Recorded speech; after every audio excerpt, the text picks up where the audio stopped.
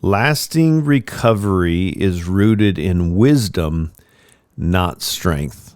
Today, Andy and I are going to be unpacking and starting a series of podcasts on developing a strategic action plan, developing what you might call a healthy escape plan to keep you from going to those places that get you stuck, so that you can continue to do the work that you're doing in your Celebrate Recovery Step Study and working the process. But sometimes we have to have an action plan to help us get to that platform, to be able to create that space to deal with that so that we don't keep getting trapped.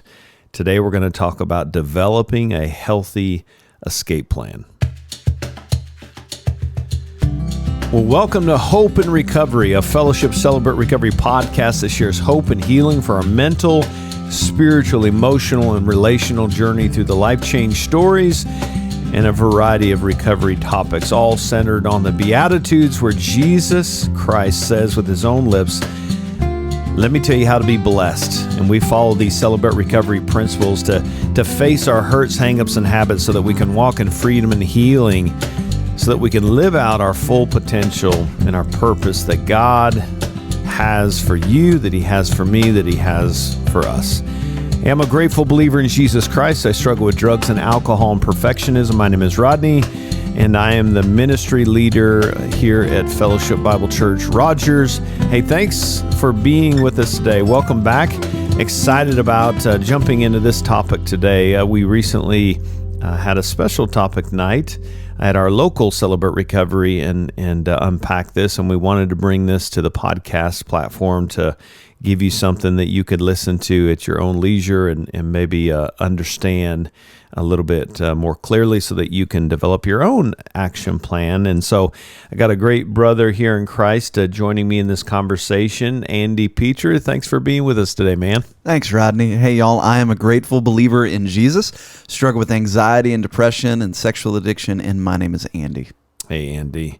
So I remember speaking this out loud in Celebrate Recovery. I know you taught down in Fayetteville. I taught at Rogers, but when I made this statement that walking, this whole idea of lasting recovery is rooted in wisdom, not strength, I could almost kind of hear this almost sigh of relief and maybe even surprise, because our society kind of paints a different picture, doesn't it, on what lasting recovery, even the works if you work it, right? Yeah. And there is truth to that we have a part in this, but the lasting sustainable recovery is rooted in wisdom, not strength. How does that hit your heart as you kind of just let that sit in your heart? I know for me, it kind of hits me a little bit. There is a little bit of an encouragement in that, but there's also a little bit of discouragement in that too. Because, and it's kind of for the same reason why the powerless lesson, when I first walked through it, was not the most encouraging thing, because it just felt like, well, dang it, what can I do? Yeah. But realizing that when I understand that my own strength isn't enough, that frees me up to be able to accept a strength that's outside of myself. Yeah. And so that phrase is in line with what we teach, but just that little flip of, hey, don't rely on your own strength, but there is something that God has given us that we can hold on to. Yeah. And it's true strength found through applying the wisdom of God in our life. Yeah.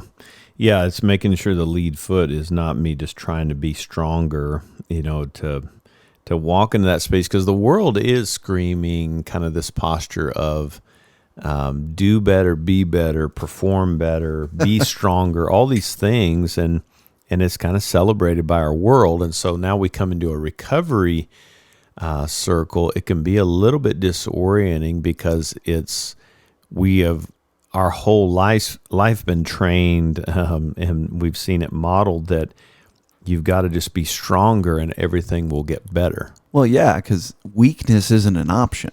Yeah. No matter, it's our jobs, it's our families and stuff. Weakness isn't an option that the world gives us. And so the only other choice is that we have to be strong. We have to be put together. We have to be able to do it. And you know, it especially infiltrates our culture here. Like that's just who we are. Is we, you know, in even the movies and stories that we love, it's the overcomers, it's Gladiator, it's John Wick. Some people say that that's not a great work of film, but I would debate them on that. Another topic. Yeah, I know. But seriously, those are the things that we celebrate. And so when the idea of wisdom, not strength, when our whole world is shouting at us strength, it perks our ears up a little bit. Yeah. So it's a little bit, and I've said this many times, but that it's a lot easier to accomplish than it is to surrender. And so surrender requires me giving up on myself, giving up on my way of doing things, and just coming to that realization that my way's not working. Wisdom says that there's a higher power in Jesus Christ that can give it to me, that can guide me if I'll surrender to him. So we were kind of just unpacking this, and we kind of hit one of these proverbs when we were speaking on this recently, but really all the proverbs kind of touch on this multiple times, don't we? See it in 4, 5, 7. It's kind of an indicator of that same message. And by the way, I mentioned this to some guys recently. What a great practice for you if you just picked one proverb, maybe, you know, July 1st, Proverbs 1, July 2nd, Proverbs 2, and just read a Proverbs, because you're going to get something out of that. There's just so much wisdom in that. But we've been talking about this. There's this pretty vivid picture, and I don't want to get too descriptive on it because I don't want to create a trigger for anybody. But the scripture's pretty honest. I mean, Solomon is speaking to these younger men, and I love just that picture of kind of the sponsor mentality is it has nothing to do with age. It has everything to do with kind of where we are in our journey.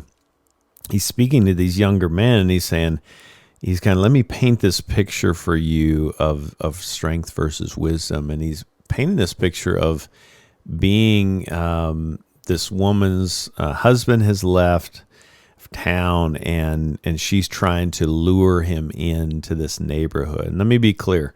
This is not a man or woman issue here. This is don't get hung up on this is a woman and a man. This can go both ways. This is a principle. So, but in this scenario, the woman is trying to lure him into that neighborhood, and the scriptures are pretty vivid. I mean, you know, at first he's trying everything he can not to go. I'm gonna be strong this time. I'm not gonna go. And she starts upping her game, you know, the fragrance, the honey on her lips. I mean, she's doing everything she can to the rose petals and try to get him in to that neighborhood. And his strength at some point becomes, it's not good enough. Oh yeah.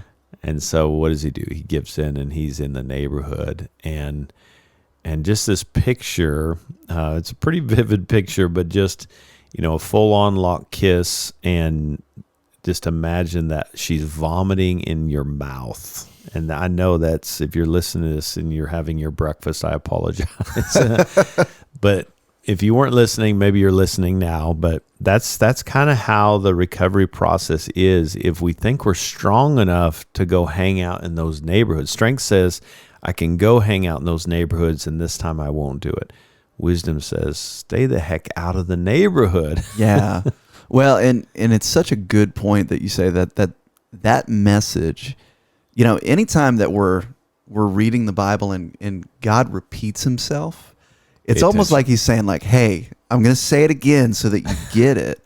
And it, you know, it says it in Proverbs 4, Proverbs 5, Proverbs 7. Like, it's all over the place. And it's not just in Proverbs. And I think one of the reasons why God is doing that is to give us a warning that, look, those neighborhoods that you're tempted to go to, and what I love about those stories is it's not just about sexual temptation. It's a great example of what all temptation does to us. Right. And, you know, it's that idea that when we lean on our own strength, we can believe that we can hang out in those bad neighborhoods. Mm-hmm. It's that idea of, I'm going to hang out in the bar, but it's okay. I'm just going to play pool. I'm just going to listen to the jukebox. Yeah. But if we hang out in those bad neighborhoods long enough, the enemy is going to continually, persistently tempt us. Mm-hmm. And eventually we're going to give in. Yeah. And so strength says, I'm fine. I've got this. Yeah. I maybe have a little bit of recovery under my belt, so I can hang out in this space now. Mm-hmm. But wisdom says, no, get the heck out of the neighborhood, man. Yeah. Put yourself in a better position. And that's the thing, as we're talking about this, I mean, it's what I love about Celebrate Recovery is it's not focused solely on behavioral management. No. But we can't ignore that, right? I mean, we have to be mindful of what am I consuming? What am I listening to? What am I hearing? What am I seeing? What am I allowing into my brain? We'll talk more about that as we go through this. But it's just understanding that I've got to put up some guardrails. And we're not saying the guardrails will take care of everything, because I got to deal with those unmet emotional needs, the expectations, all that stuff, unmet expectations, whatever that is. But this is to kind of just create some safety to keep me from staying stuck in that thorn bush over and over and over again. Yeah. And just to be absolutely clear, because sometimes, some people can get a little confused on this when they first start recovery, especially when we're talking about practical things. The only way that we find healing and hope is through the grace of Jesus being made alive in our life. Mm-hmm. But then the practical side is that there is a real question of, how are we posturing our hearts and our lives? Mm-hmm. Am I hanging out in those old neighborhoods? Am I changing the things that I need to change? Yeah. I have choices that I can make. And then the second question, we'll get into it to other ones, but this is a big question for me, is what am I tolerating in my life? Mm-hmm. What am I letting in? Yeah. It's only through Jesus, but Jesus and his grace gives us the ability to walk with him practically day by day. Right. Yeah, I think it is understanding. We're trying to at least create a little bit of space between us and that thing that has us stuck. I mean, Celebrate Recovery helps us to understand the good reasons why we go to that for comfort. Yeah. Right. And what does that provide? That we believe the lie that only this can comfort me. Jesus can't provide the kind of comfort that I need, or strength, or whatever. So Andy, let's jump into we kind of talk about this cycle as we're trying to, what is that? We have this healthy space that we're trying to walk in through, this healthy neighborhood, so to speak. And then we kind of walk, and maybe it's 5 minutes into our waking up. Yeah. We've experienced some lies. And sometimes those lies are to the point we started with. You're strong enough to do this on your own. You can go hang out with the people, places, and things that you've always done, and you'll be able to manage this. What are some of those lies that can kind of get us trapped? Maybe in your life that you've seen, or in your experience of working with other people that you've heard that can kind of get us stuck? Yeah, absolutely. I think one of the biggest things, one of the biggest lies for me in there was how the things that I wanted to run to were, just broadly speaking, and I'll get specific, but how the things that I wanted to run to were going to fulfill these deep longings that I had. And so I feel lonely. Well, hey, you can find some form of connection through pornography. Mm-hmm. Or, hey, you feel sad, let me make you feel happy. You feel angry, let me calm you down a little bit on this. But underneath that, there's even these lies that I've carried with me throughout my life, that I am unlovable. That nobody really does want to be around me, so I am lonely. That God doesn't care about me and my situation. Otherwise, my situation wouldn't be happening the way that it is. Right. And, you know, all of these narratives that I've learned about myself, and Yeah. just day on day life happens to trigger some of those wounds that I have in me, and then those lies start to pop up in practical ways. Yeah, I think the identity piece is a big one because, or just that, how I see myself, and that's why I think it's so important. Principle 7 is so important because if I can create space just to be with the Father, I can understand more clearly through prayer and meditation, through His Word, who He is, and have a greater understanding of who I am in relationship to Him. So when those lies begin to come in, I can be able to combat that. So I want to take a quick break, and we'll come back. We'll kind of see and kind of walk through what that looks like when those lies are not addressed and how that can kind of get us in a stuck place. So when we come back, we'll kind of address that, talking about developing a healthy escape plan. When we come back, we'll continue the conversation. Hey, family, don't face your hurts, hangups, and habits on your own. You have a safe space. We call it Celebrate Recovery. We meet at Fellowship Fayetteville. We meet at Fellowship Rogers. Friday night, same exact format, times, everything. You've got a beautiful group of people that will welcome you at the front door and walk through this process we call recovery. Go to fellowshipcr.org for more information, and we hope to see you this Friday night, 6 p.m. for Connection Cafe meals, 7 p.m. for the general meeting. fellowshipcr.org. Welcome back. Right before the break, we were talking about those lies and kind of the identity piece. And the scary part, Andy, as we're kind of talking through this, is right behind the lies is the enemy's solution, right? Here's the action plan that will make you feel strong, that will make you feel comfort, that will make you feel a sense of security, that will give you a better sense of identity, as we've talked on prior podcasts about the addictions. Talk about temptation, how that kind of becomes the next progression in this process after the lies are kind of sitting and resonating in our minds. Yeah. It's that point where my mind goes, oh, I'm feeling this lie. I'm hearing it in my mind. I'm feeling a real or perceived felt need. And now here's my solution to make that feel better. And then I am tempted to go and numb out or protect myself or defend myself through whatever my habit of choice is. And so I feel upset. I feel like a failure because I didn't do great at work today. I got chewed out by my boss, and you know what? I want to feel better. Yeah. Let's go to the bar. Yeah. Yeah. And it's interesting. We were talking about this with a group recently. I don't know if it's the same now, but one of the most common search words on pornography search engines is lonely and love. And I mean, you were mentioning those lies, I feel unlovable. When we feel unlovable, we'll find ourselves in a vulnerable place of wanting to do the very things that confirm what we're believing, right? Yeah. I feel lonely. Maybe this will give me a sense of identity, and I have a purpose. And a lot of times, and I know you've probably heard this too, that sometimes we believe that the temptation means we've already failed. Yeah. That if I'm being tempted right now, that I must be so weak that I might as well give in. What's been your experience with that? Well, I know I've definitely fallen into that early in my recovery, especially when I didn't have a good understanding of what temptation actually was. And,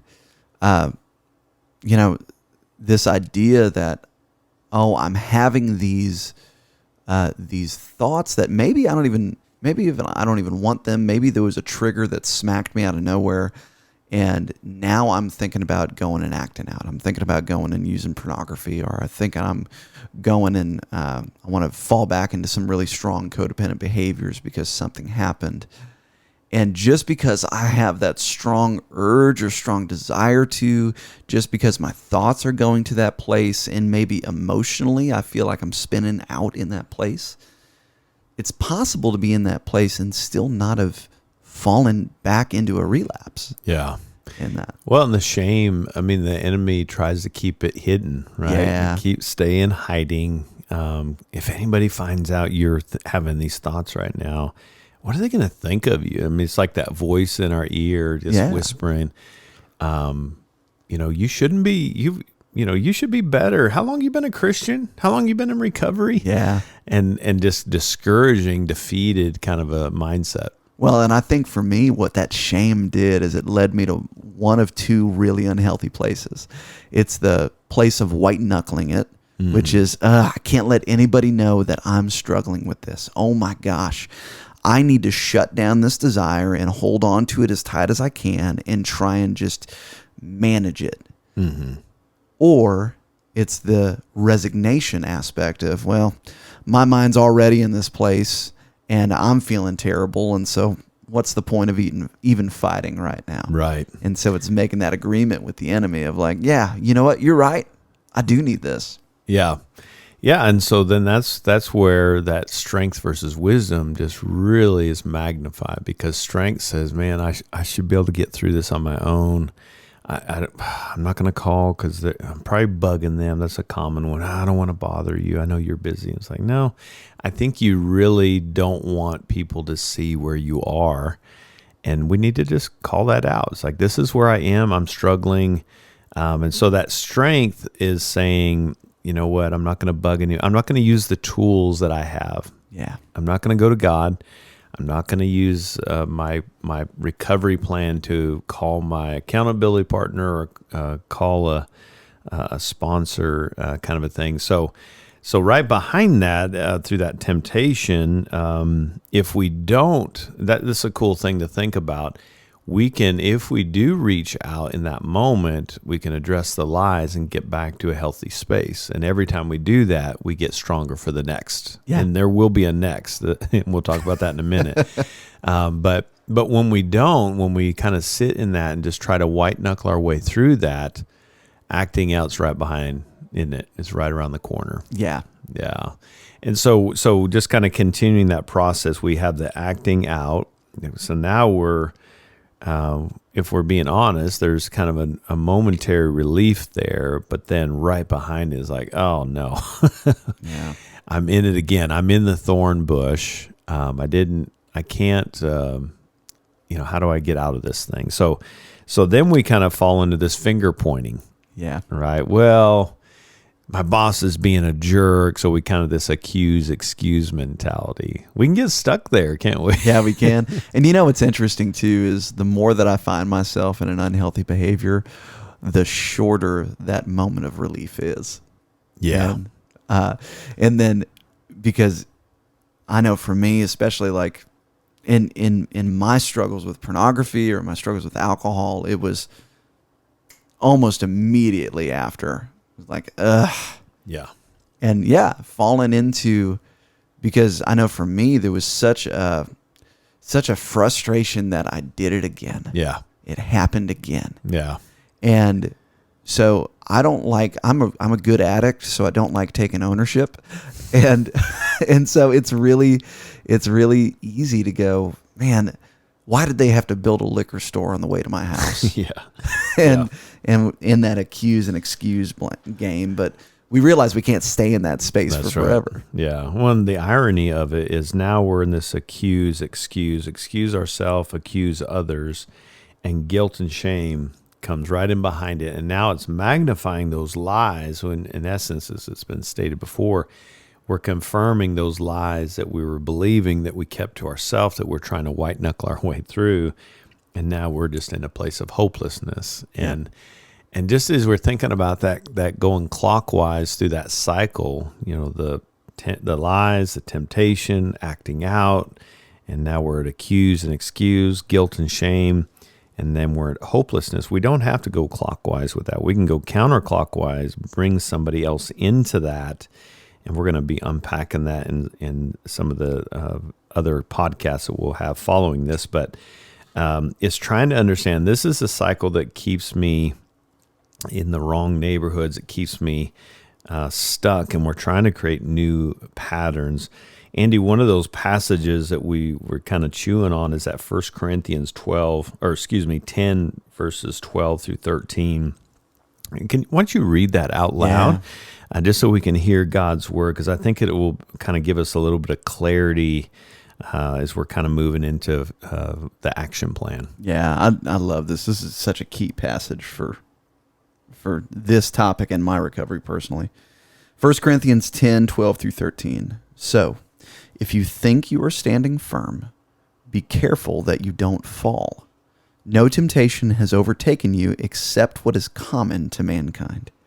God is faithful. He will not let you be tempted beyond what you can bear. But when you are tempted, he will also provide a way out so that you can endure it. So a couple things that jump out. One is, I love that be careful. So you have, thinking of it as kind of these bookends, standing and falling. If you think you're standing, you don't want to fall, be careful. So other translations will say, take heed, watch yourself, be careful. The second thing that jumps out to me, Andy, is that, but when you are tempted, that's an important statement there. Yeah. Because I think we combine in this mindset, which is part of that strength versus wisdom. Wisdom says, I'm going to be tempted. Strength says, I'm past that. When you are tempted, but when you are tempted, it says, he will also provide a way out. So can we get our mind in a space that says, doesn't matter how long I've been in recovery. I can remember talking to Mac Owen about this. He's got 35 years sobriety, and he'll say the same thing. I'm one choice away from going back to that. And it's like, wait, what? Yeah. 35? You haven't figured it out yet? It's not that you've figured it out. It's just wisdom says, if I don't continue to seek the Lord, and that's the root of what we're saying here, work the recovery principles, which are based on God's word, we're applying God's word to our life, we will end up in the wrong neighborhood. Yeah. And when we're tempted, we're going to fall if we're not being careful and watching ourselves. Thoughts on that passage, man? Yeah, man. It reminds me of time and time again in the Bible where it says God opposes the proud, but he gives grace to the humble. He opposes the proud, but he gives grace to the humble. When I'm willing to admit that my best understanding of me standing firm probably doesn't cut it, when I do what I can to stay careful, to live with wisdom, to seek the wisdom that God gives me, that keeps me from falling back into those things I don't want to fall into. Right. Because guess what? It's not if temptation comes, it is when it comes. If Jesus was tempted by Satan in the desert, like, of course he's going to try and trip us up. Yeah. And so it diffuses that shame. It reminds me to stay needy for God in my life. And then what I also love too is the way that it just diffuses more shame. Hey, by the way, no temptation has overtaken you except what is common to man. My personal translation of that is, there is nothing that you struggle with that you're ever truly alone in. Because any temptation that you fall into, it's common to man. Yeah. Somebody's dealt with it. And then the character of God in the middle of that, God is faithful. Yeah. When you're tempted, he will provide a way out. In any temptation, God gives us an eject button. Yeah. Yeah, he gives us a way to grow through that. Yeah. And that's so important to our faith. And that's why Principle 7, again, is so important. So in this series of podcasts, we're going to be unpacking what is the be careful, the take heed, to watch yourself. What are those things? And just as you were talking, it struck me in Principle 6 when we're talking about amends and forgiveness. It's interesting. It makes the point in that principle that when we disappoint, when we hurt, when we cause harm, then we repair our side of the street. And I think one of those, back to that cycle, the lies are, oh man, I didn't think I was ever going to hurt anybody again. I must be, maybe I'm not as far along as I thought. And then we get in that vulnerable spot. That just kind of struck me when you were talking about that. But, well, Andy, we'll wrap up this one. And again, we're going to continue this series talking through it. But thanks for walking us through, helping us kind of set the table for the next couple podcasts as we're talking through that, man. Yeah, man. All right. Well, hey, hope this has been helpful for you, just kind of setting the table. Remember, if you wanna keep standing and growing, and you don't want to fall, we have to be careful. We have to take heed, and it's not about walking in strength, but walking in wisdom. And so that's what we're trying to unpack for you, so that you can do the work to understand the good reasons why you go to that. Both of those are important. And so working your recovery, bringing it to Jesus to connect with Him by setting some boundaries so that you can walk in that healthy space. So hope this has been helpful. If you're in this process early, or you're wanting to join this process, hey, come see us at Celebrate Recovery Friday night, fellowshipcr.org for more information. We would be honored to walk in this process with you, and we hope and pray that you'll join us in that. Hey, thanks for being with us today, and we hope you'll join us next time. Until then, God bless you.